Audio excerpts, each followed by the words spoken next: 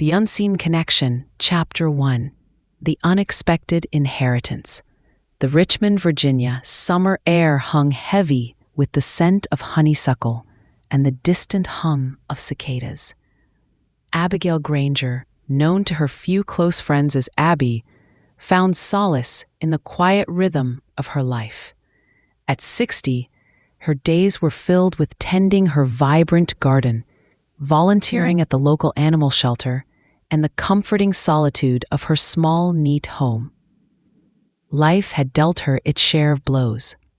A beloved husband lost too young, a son who had moved across the country, and Abby had learned to navigate the world with a quiet resilience, a gentle distance that protected her still tender heart. Her neighbor, Eleanor Vance, was an enigma. An elderly woman, perhaps 80 years old, Eleanor lived in the grand, decaying Victorian house next door, a fortress of silence and drawn curtains.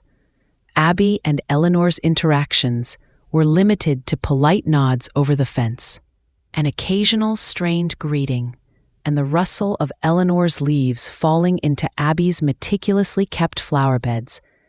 Eleanor was known in the neighborhood as the reclusive Mrs. Vance, a woman who rarely left her property, a shadowy figure glimpsed only through a lace-draped window. Abby knew little about her, save for the rumors of a long-lost family and a solitary existence. Then came the news.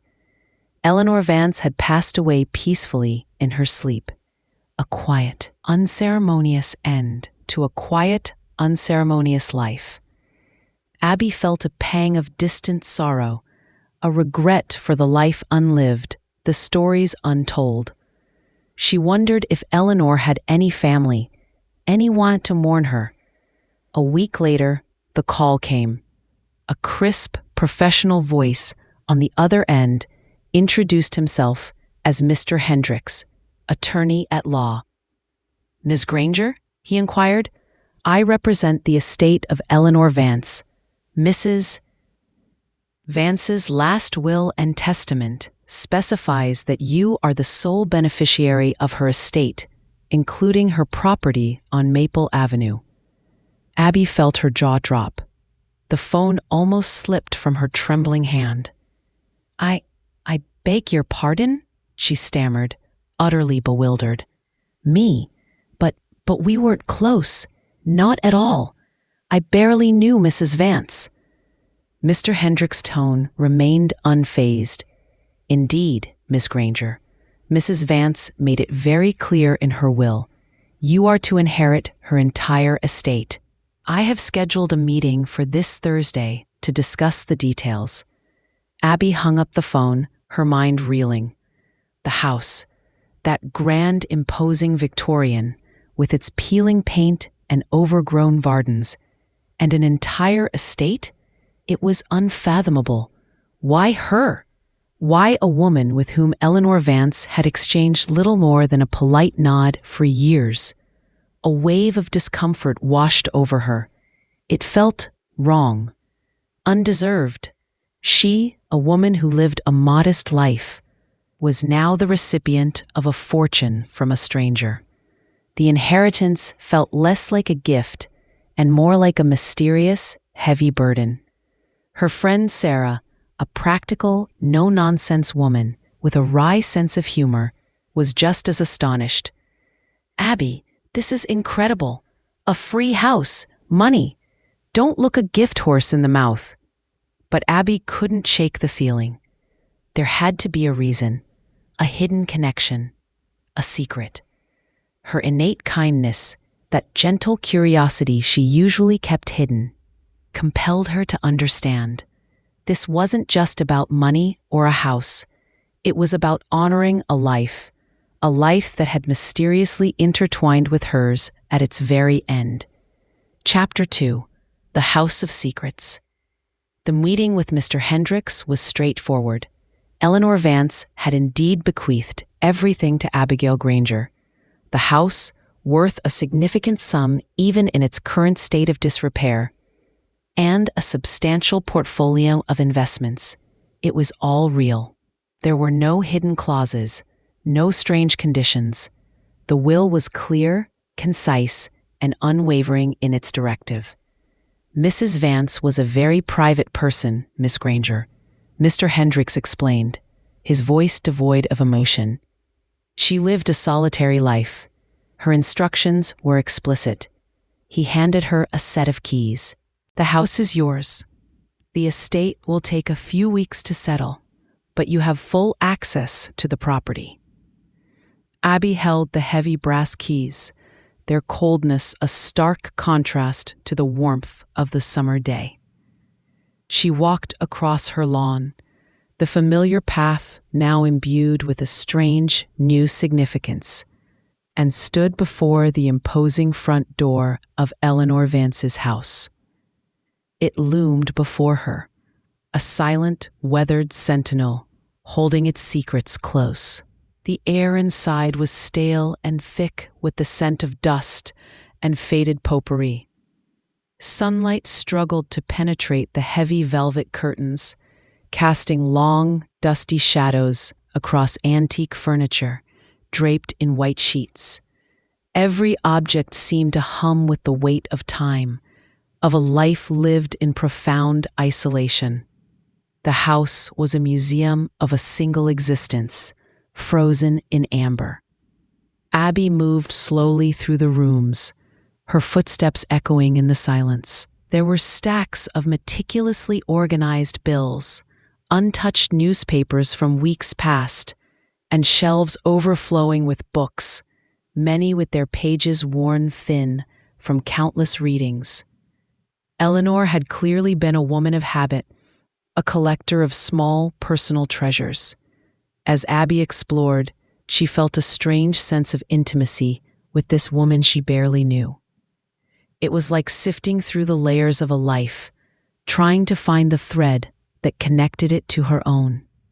She noticed a faint scent of jasmine in the living room, a scent that often wafted from Abby's own garden. A small detail, but it lingered in her mind.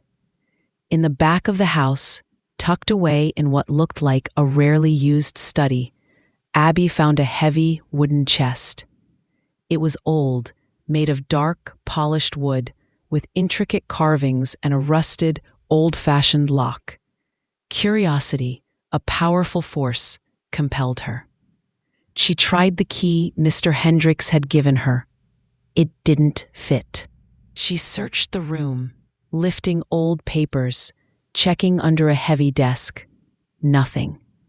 Just as she was about to give up, her hand brushed against a loose floorboard near the fireplace. With a gentle nudge, it lifted, revealing a small, velvet pouch. Inside, nestled among a few antique coins, was a tiny, ornate silver key. It was cold to the touch, almost pulsing with a silent invitation. She tried the silver key in the chest's lock. With a soft click, it opened.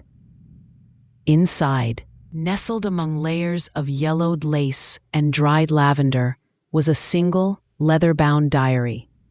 It was old, its cover worn smooth, its pages brittle with age.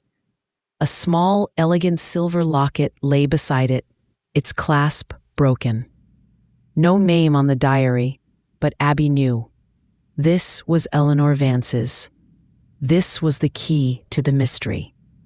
She settled into an old, dusty armchair, the afternoon sun finally breaking through a gap in the curtains, casting a warm glow on the leather cover.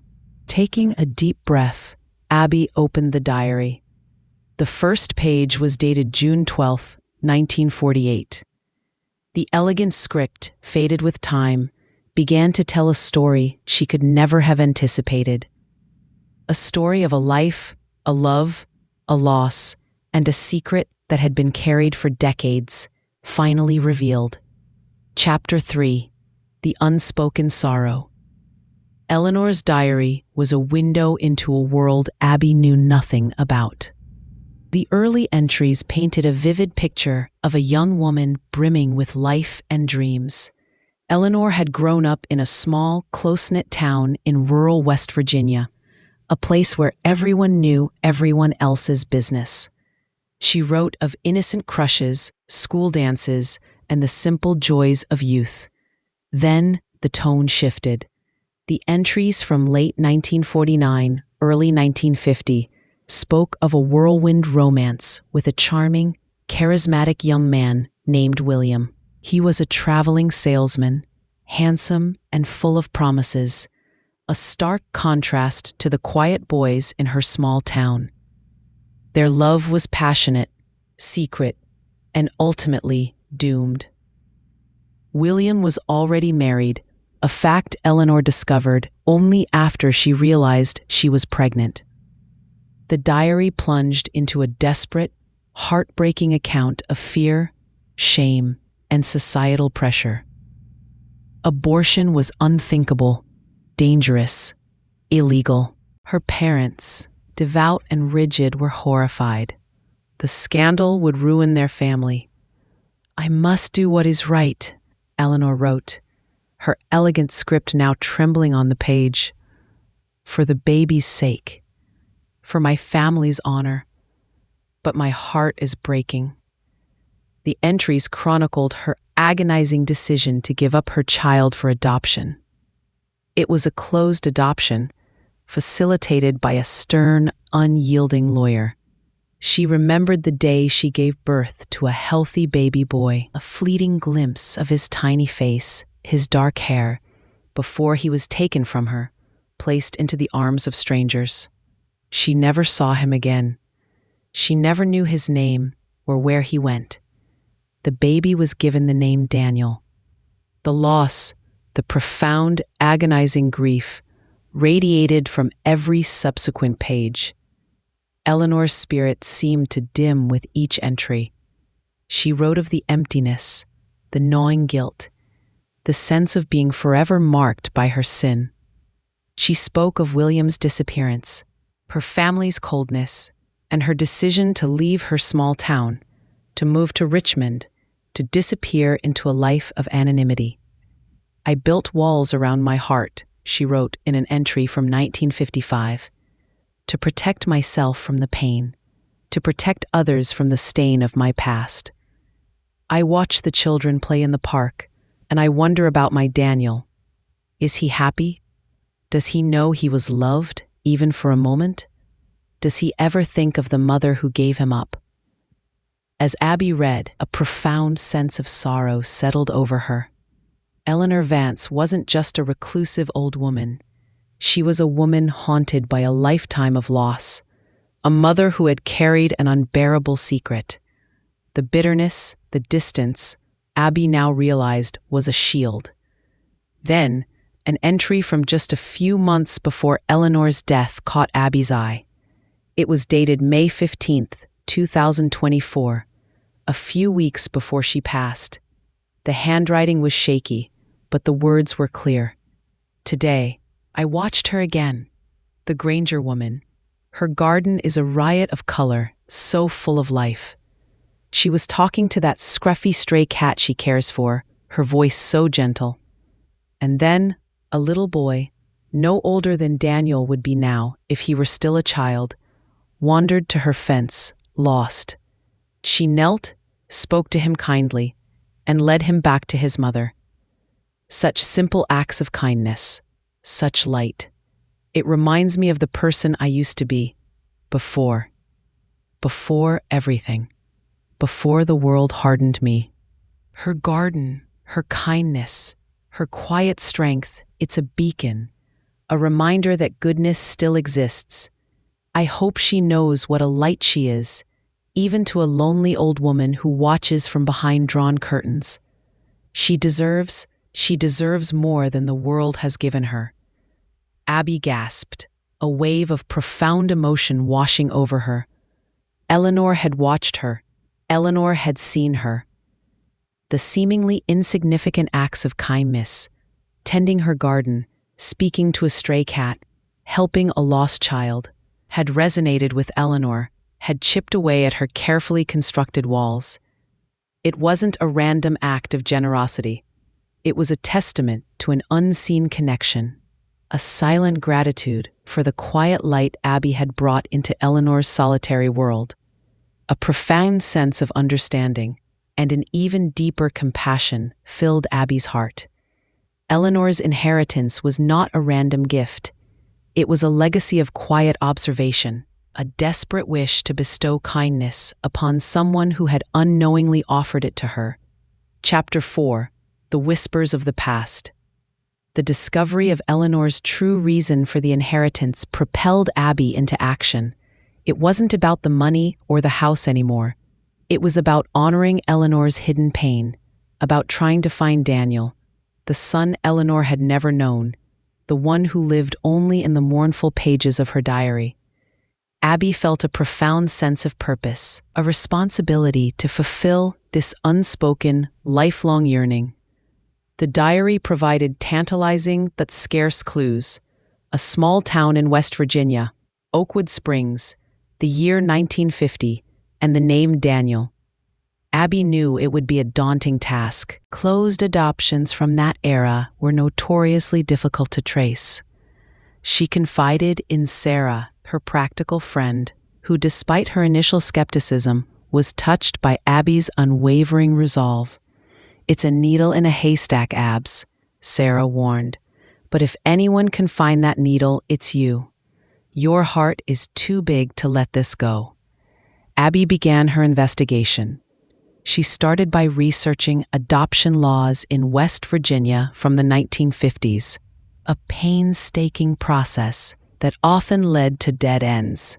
She combed through old newspaper archives, looking for anything related to the small town of Oakwood Springs, hoping for any mention of the Vances or of local adoptions.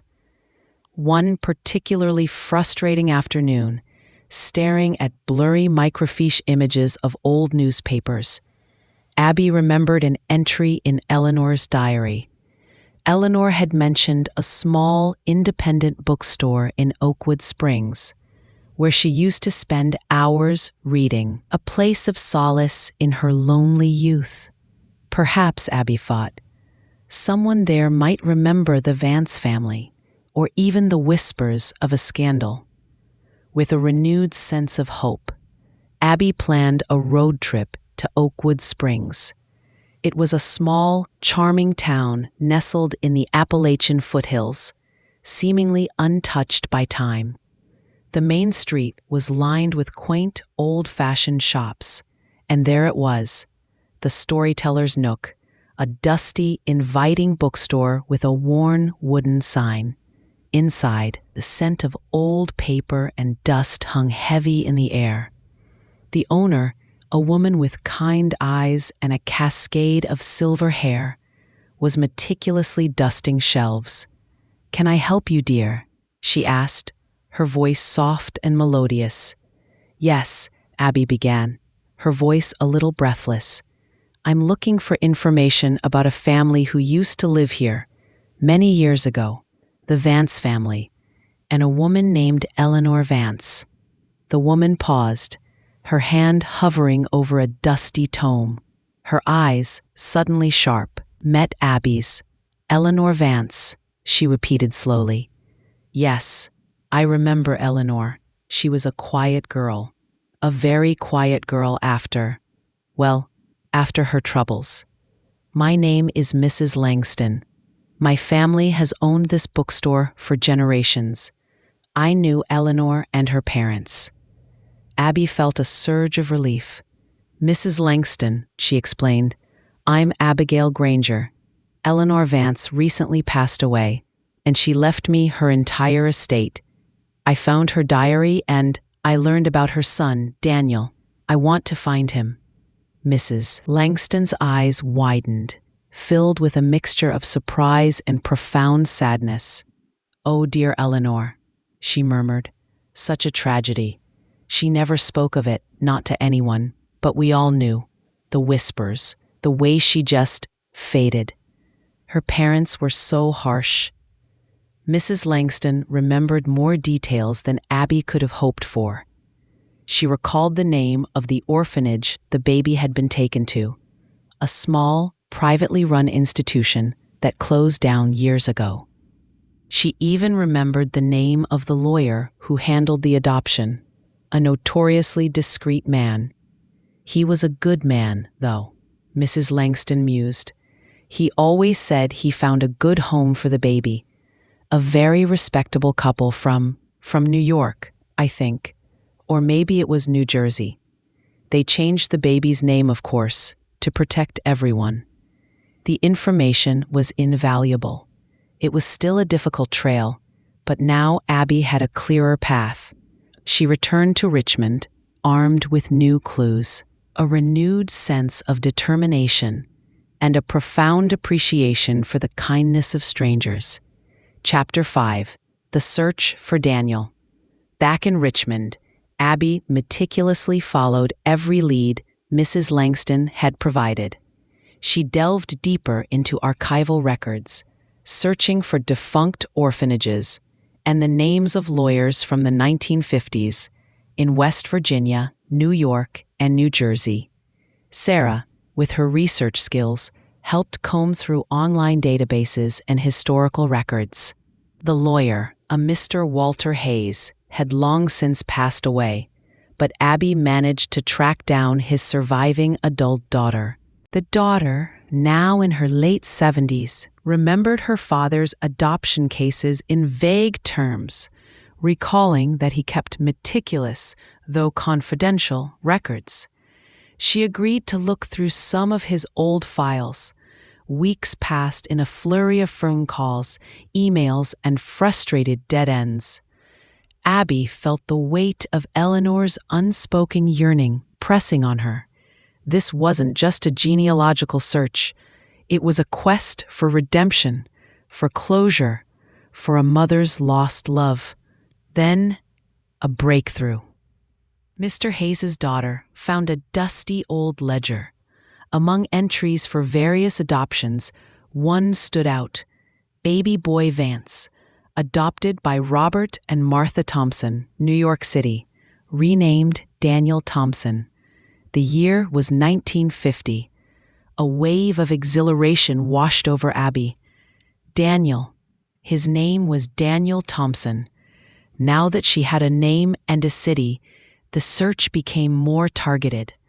Abby used online public records, social media, and professional directories. She found several Daniel Thompsons in the New York area. She meticulously cross-referenced ages, professions, and any other available details. One Daniel Thompson, now in his mid-70s, stood out. He was a highly respected civil rights attorney based in New York City, with a quiet reputation for his commitment to justice. His professional biography mentioned that he was adopted as an infant. Abby's heart pounded. This had to be him. The next step was delicate. How do you approach a stranger and tell them, "I found your biological mother and she's dead, and she left me her house"? Abby decided on a measured approach. She wrote a careful, respectful letter to Daniel Thompson, explaining who she was, how she came to inherit Eleanor Vance's estate, and the existence of the diary. She included a photocopy of a few relevant diary entries, particularly the ones where Eleanor expressed her profound sorrow and love for her lost son. She included her phone number, but no expectations. The waiting was agonizing. Days turned into a week, then two. Abby's hope began to wane. Perhaps he wouldn't care. Perhaps he had a happy life and no desire to revisit the painful past. Then her phone rang. A New York number. Abby's hand trembled as she answered. "Ms. Granger?"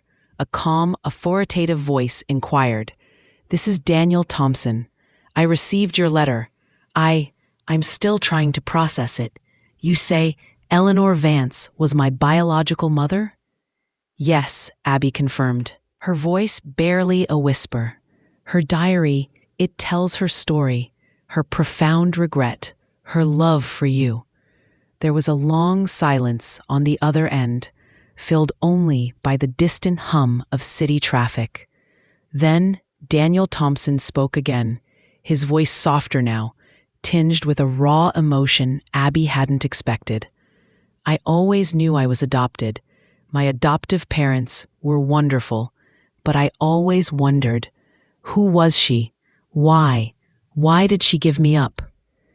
Abby explained the circumstances, the societal pressures, the crushing shame Eleanor had faced.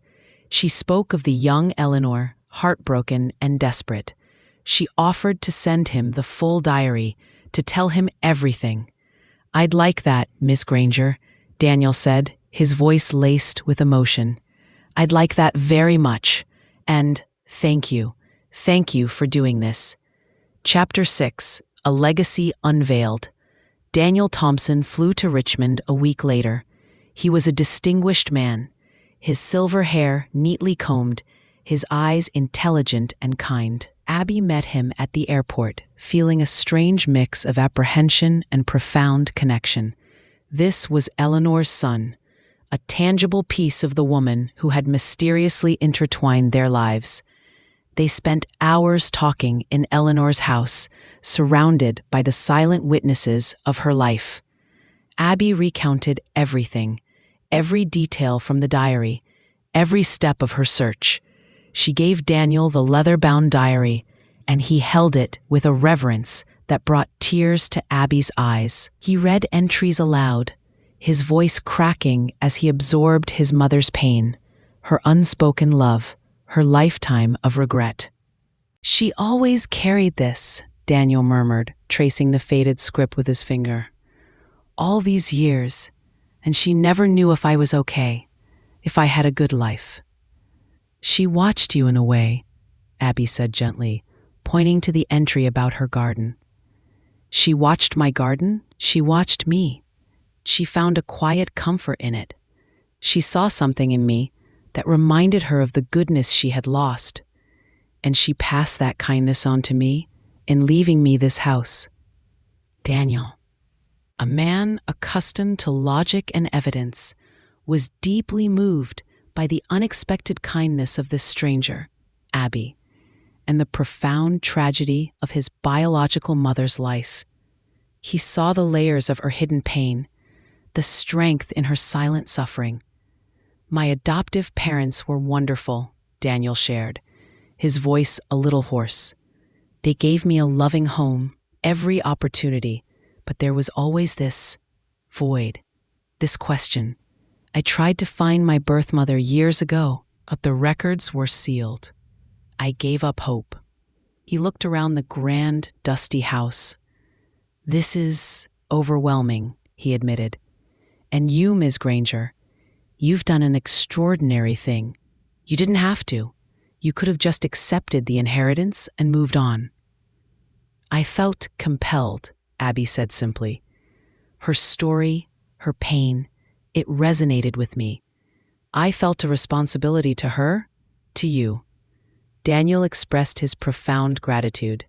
"I understand why she left everything to you," he said, a gentle smile touching his lips. "You embody the very kindness she yearned for, the light she must have lost. This house, it holds too much history for me to live here, too much unresolved emotion. But I want to honor her memory and your incredible act of compassion." He made a surprising proposition. "I want you to keep the house, Ms. Granger, and I want to set up an endowment in Eleanor's name, dedicated to supporting programs for mothers facing impossible choices, for children seeking their origins, for anyone who has lost family due to circumstances beyond their control. This house can be a part of that legacy, a place for solace and connection." Abby was stunned. "But it's your inheritance, Daniel, your mother's legacy." "It is," he agreed, "but she entrusted it to you, and now I entrust it to you. You understand her.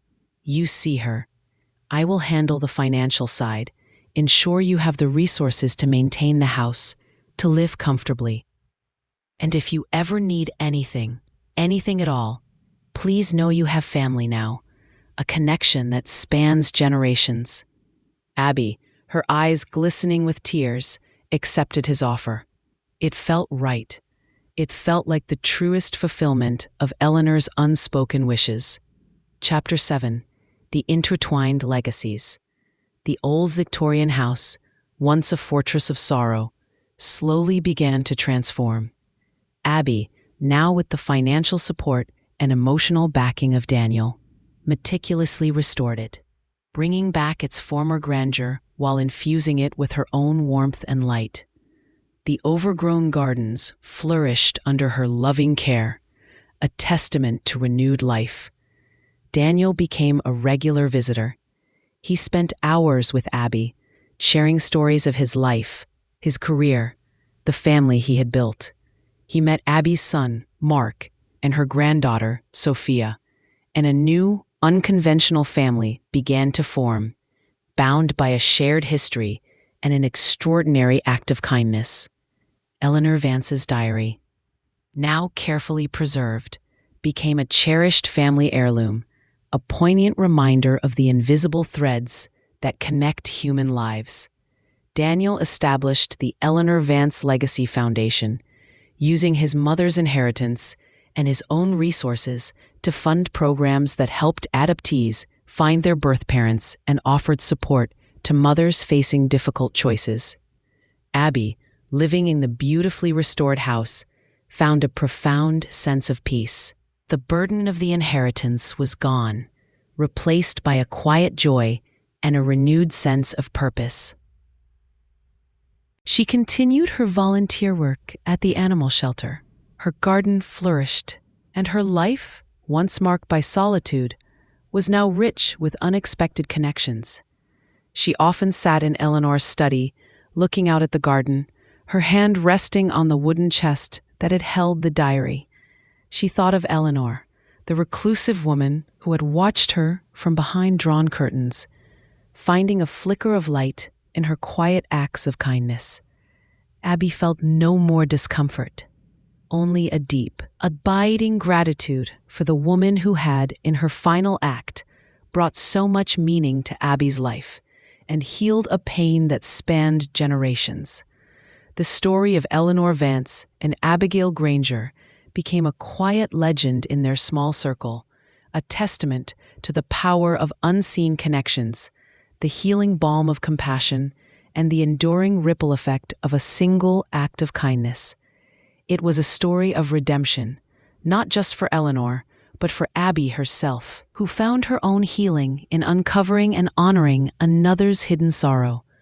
The house, once a symbol of a lonely life, became a beacon of connection, a home for a new, extended family, built on the foundation of an unseen, profound gratitude.